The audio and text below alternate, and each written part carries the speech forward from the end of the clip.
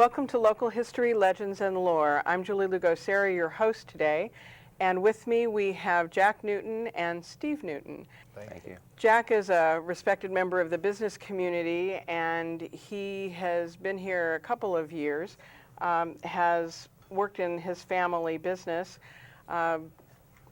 is also a tremendous community contributor along with his family. And Steve can call Jack Uncle Jack. Has worked in the family business, and despite your youth, you have just retired from the city of Culver City.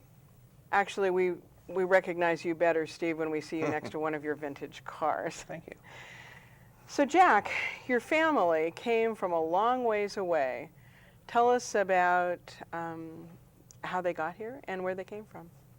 Well, my dad was in the Navy Seabees during the war, and he had decided to have us move from the Missouri area into California, and we came across, and of course at that time we had gas rationing and tire rationing, and we came through fine, only had to buy one tire, and we came into the city of Culver City where my grandparents have a duplex, and we then lived there. And from there, I was 13 years old.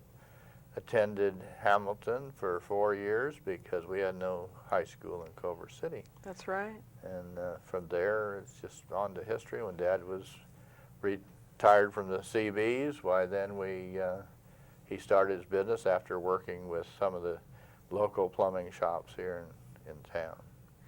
Now, your grandparents were here first. Where did they come from? My grandparents came from Martin City, Missouri. Their son had come prior to them, and he lived in Burbank, and they at that time. And who are these folks we see on the monitor?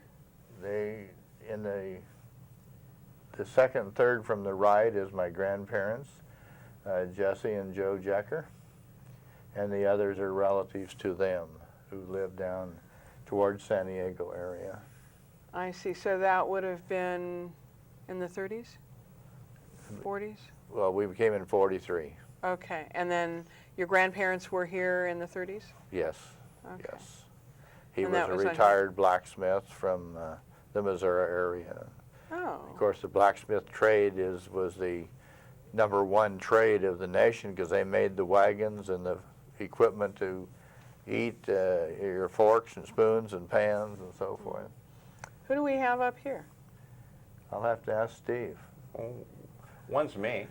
We can guess which one. That would be the one who doesn't remember that it That's was my me. oldest brother, Harold, and his wife, Catherine, and Steve. Okay, that's great. Now tell me about your dad, Jack's brother.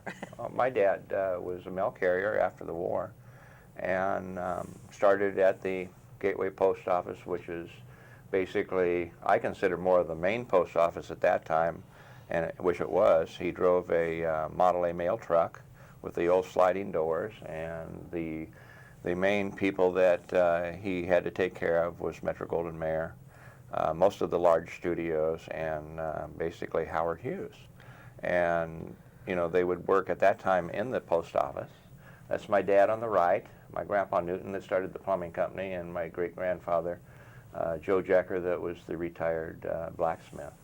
And you know, we kind of laugh at Dad with the bow tie and the full hat on and stuff, because usually when he went to the full dress, it was usually when the inspector was walking with him on his routes. I didn't even know there were inspectors. Oh yeah, definitely. They probably would come out, and he would have to have an inspector on the route maybe twice a year, and that would be the time where you didn't cut any corners and cross lawns. You know, everything. They were seeing how much time it took you to do your route properly, and they went into the full dress and everything else. So. Jack, does that look familiar? That's the old alma mater, Hamilton High School on Robertson Boulevard. And that's still standing. It's still there. It's really one of the better high schools of today, rated in its qualifications, but they've added a lot to it. I did want to comment about Harold being the mail carrier, because I live on the Linda in Culver City, and he carried my mail for many, many years, and was recognized by a lot of people from the radio area. Now, the Gateway Post Office, where your dad worked from, That's right near where I live, and it's on Culver still and Lincoln. That was built in 1940, and I believe you know the best story about why it was called the Gateway Post Office. No, I know that's been discussed, but Okay. I can't remember, to tell you the truth, I can't remember what the situation was. I think we discussed it before when we had talked to my dad, but I think that they decided that it was because it was the gateway to the stars, it probably so. which was pretty much in keeping with Culver City, the heart of Screenland. And you said that your dad had to kind of stop everything when they had a big rush for MGM or the studios? Yeah, because basically MGM was probably the largest active after the war, other than Hal Roach. I would imagine towards more of the end, after the Our Gang comedy and Lauren Hardy and stuff like that, and all the major movies coming out of the two studios. That was their main goal, was to, make it easy and satisfy, the big money makers for the city. And what's unusual is, me being into cars, the dream was always to basically reproduce or find the old wooden Model A truck from Culver City, but every venture I've taken, I've hit a dead end. Oh, well, I'm sure that you'll find something soon. Now, here's a picture of, this is Overland Avenue? That's Overland Avenue. They had started their plumbing shop in a residence with special permits, and in 1948 he bought the property, and 49 they built the building and opened in January of 1950. And then that's above. That's where they lived, yes. And then the plumbing shop is still there, It's still there. despite the Overland widening. You must be hanging over the boulevard. We had 4 parking places in front with 26 plus feet, and now we have 18 inches. Oh my gosh. Oh, that's great. So your folks came from Missouri, and you've been here, and you were schooled. What did you do for fun when you were a kid? Well, being Dad was in the service, money, of course, was tight, and my brother and I both worked after school. He worked at the California Bakery in Main Street at Culver City. Oh, And I actually worked at Helms for a while. Did Helms you? Bakery. did you wear the little bow tie? No, I was in the boxing of the cakes that they had. But then from that I went into working as a turret lathe operator, and actually made tools that were for the plumbing industry. Did you? So So you were kind of headed in that direction Headed in without that realizing direction. it. Did And you then- know Paul Helms?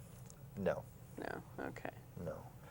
But it was interesting because I Did you ever go to the Rollerdrome? went to the Rollerdrome many, many, many times, and of course we all remember Piccadilly's restaurant on the corner of Washington Place and For Sepulveda. sure. Now these two are compliments of Steve. Steve, can you tell us a little bit about those? Sure. My wife's family grew up in the Venice, Culver City area, and the Rollerdrome Pass is my mother-in-law's, Lois Sellings, and the upper pass is a Pacific Electric Railway, which we called the Red Car, and basically her dad was a police officer, which they had a card to be transported free for any reason. And we found them through going through some of the stuff, and I laminated and put them in my collection because I collect everything. So. We do that. And we're thankful for that, too. Well, one of the things on the Red Car that I remember is going with my grandmother and great-grandmother, not basically to the beach, but to Sears up the hill across La Brea. And the big thing I can still remember is how they would cook the cashews. You could smell the cashews cooking all the way through the store. I swear they put, a fan and blew it around. And to this day, that's about what I remember is the Red Car got us to the cashews at Sears on the hill. And what did the Red Car get you to, Jack? Well, when he speaks of that, I can remember Saturdays because my mother and grandmother would always go on the Red Car and go downtown L.A. to do their shopping. That's where, because there were no shopping malls, they went there. Right. And of course, as the young kids, we all got on and went west to the beach in Santa Monica, because it went right to the beach in Santa Monica. So it was very interesting, very quick. And of course, we didn't have to walk but a block to get on the Red Car, so it was very interesting. So you picked it up where?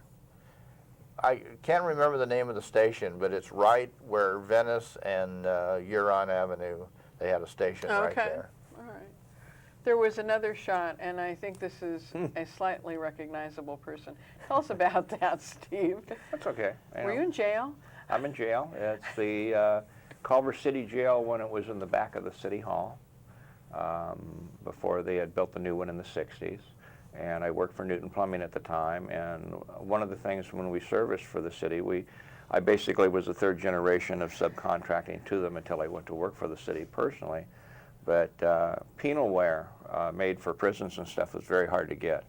And when a prisoner would go in and break a piece of the small sink that was actually their sink, their drinking fountain and everything, we would have to wait maybe 2 to 3 months to get them, so we'd buy them in allotments so we'd have one on the shelf for the city. But here we were taking and disassembling it. We were taking all the fixtures out that we could use in the new jail before they went to stainless. And I called, I think, every friend I had to come down. I had other pictures of all my buddies and everything hanging out in those cells. In the jail. It was a big deal. So. Well, we're glad that you were just taking care We of plumbing. still have some of the basins from that where when we repaired them. Oh, that's fun. There's another picture. Tell me who this is. Guys, either one. Well, that was from the Culver City parades that we had in history, and they had a contest on growing beards and the mustaches Fiesta La and so forth. Bayona. It was the Fiesta La Bayona parade. And my brother Bob on the right, myself, and Steve's dad Harold on the left, the three brothers. Okay, and so your brother on the right, what did he do? He worked with us for 25 years and retired into Wyoming and died of cancer in 84. Okay, I remember him. That's great. Well, we could see you at fiestas later on, too. You were making pancakes, That's as I right. recall, with the Kiwanis Club. The Kiwanis Club. Yeah. We were up bright and early and served hot cakes to the runners, and then we went over to the fiesta and continued on through the day. Yeah, that was fun. I enjoyed that. It was a great, great deal. Oh, Jack, look at you. And this is one of my antique cars that I had.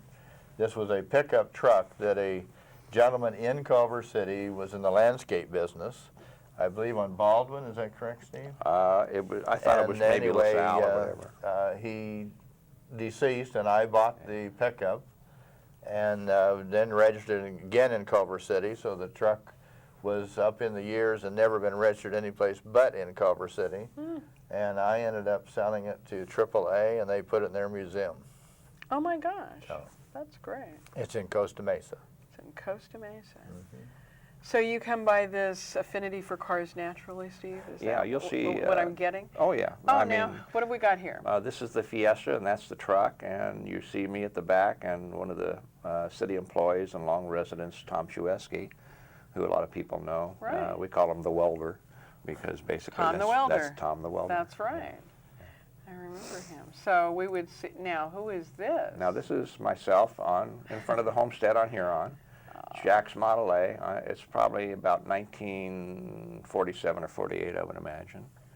And this is one of the things I think that probably got me started in the stuff. Everything that's affiliated through the family, there's always been a car similar to that, probably in the family every era. That's my grandson, 3 generations later. Oh, my and we have the same coupe style, the same model, same year and everything. I have Oh, my God. 3 vehicles like this.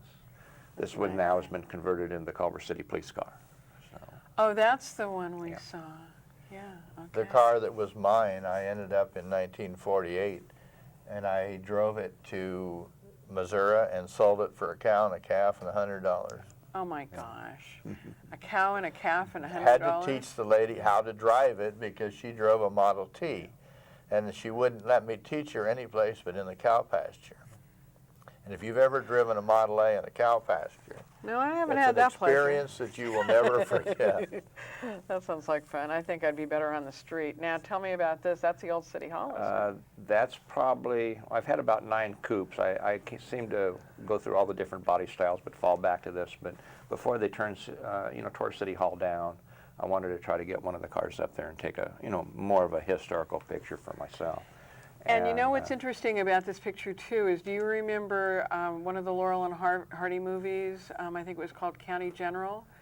He came out of that looked like a hospital in that movie, and of course Hal Roach was down the street on Washington Boulevard, and that was where one of the shots was.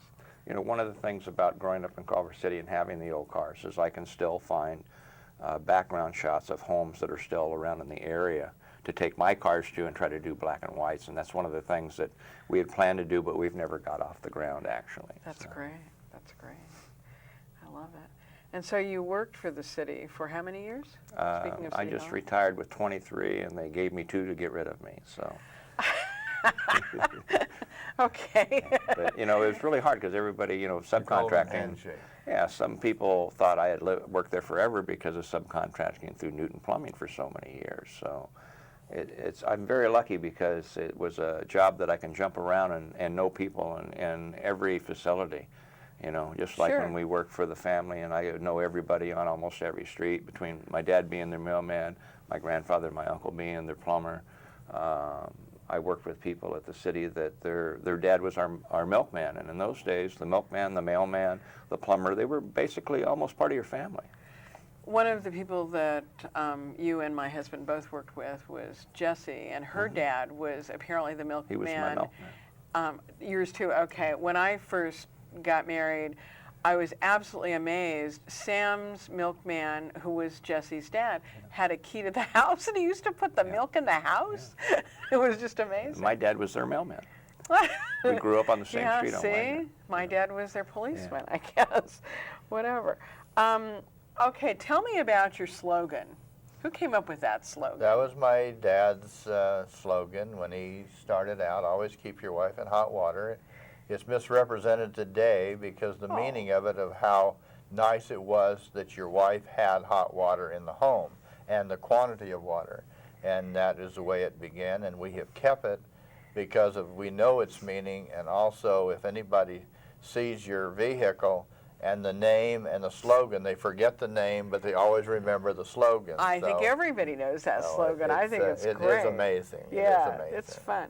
And speaking of plumbing, and you must have an incredible number of stories. Now, there's one I recall about LASSIE. Well, my dad, in his time before his deceasing, LASSIE was raised in Culver City, and he was called that they wanted to train him to be able to have his own facility for his waste, and so they built the facility and then taught the dog how to operate the flush valve, and he would potty and then reach over with his paw and flush the flush valve, and he made that all for them. I love that.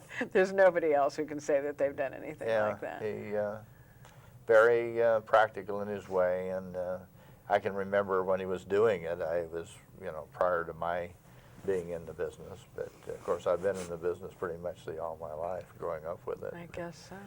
So what other great stories do you have? You must have some fun ones. Well, there's many, many, many. We work for a very definite cross-reference of every clientele there is. We work for a tremendous amount of producers in the industry in the city.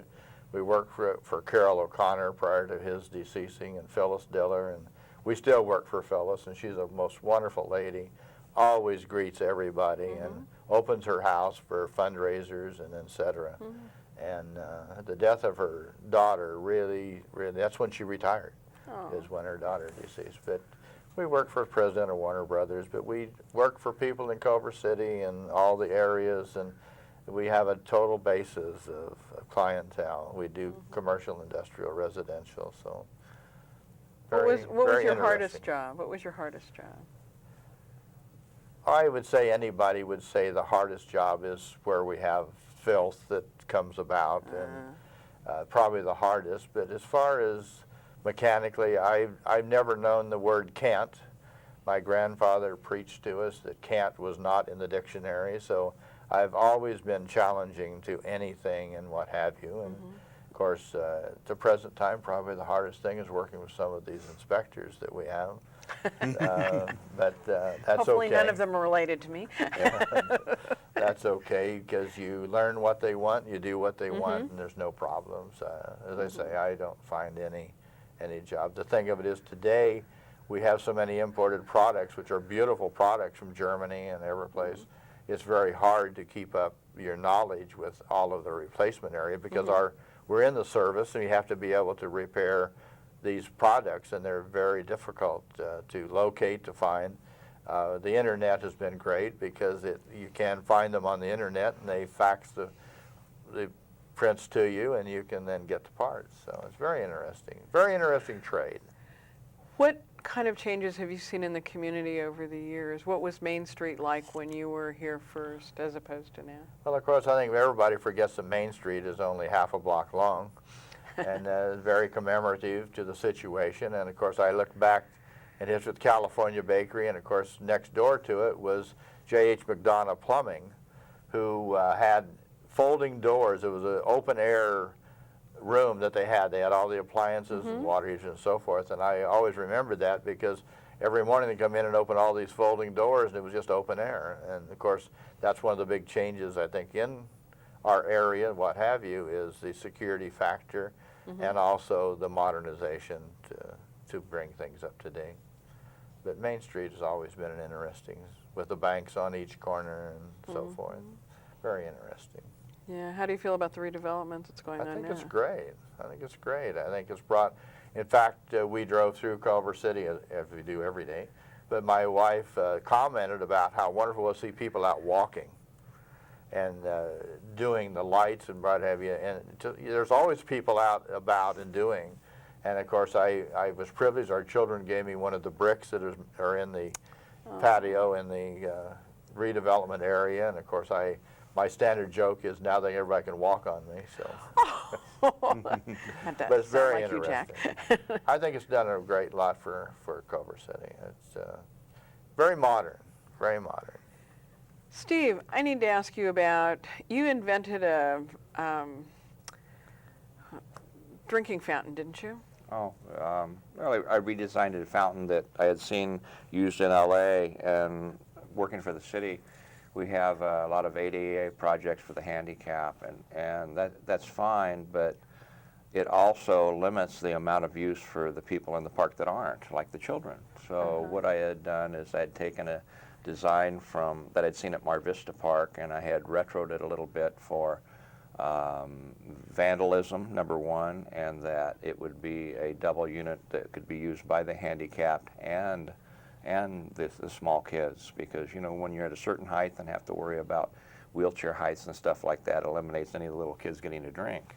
And what we'd find when we see these people in the park before I had set these up is the kids would actually be in like dogs and trying to drink out of the edge of the fountain or with the runoff. So we put something together. I did some prototype stuff, and we welded it up in the weld shop at the city and put them in, and they worked real well. So the school started using them also. We started loaning them our prototypes, and they put it in, and it was a nice thing. The handicap advisory committee had given me a nice certificate just for, you know, the thought of it and stuff like that. And now we've basically modernized to manufactured ones that are in the same theory, but they're a little more modern, a little fancier, because most of our parks now have went through a retro.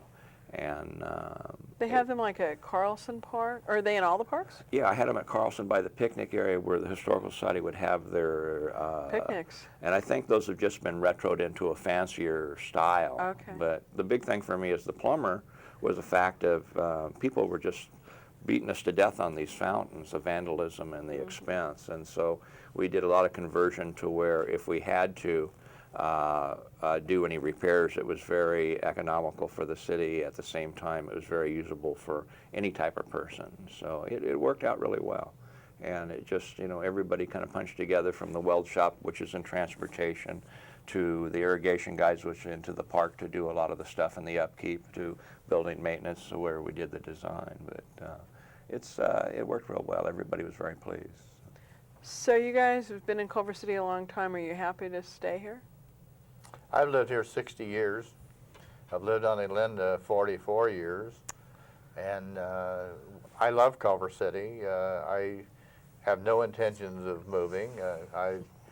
it hasn't been said, but of course I know you remember that we decorate 3 times a year, Valentine's Day, Halloween, and Christmas, and it's most exciting to see your neighbors out just watching, to see every night we go home, there's sometimes 3 to 6 people just watching, and of course on Halloween everybody says, well, how many people did you have? And our average people on Halloween is about 1,200.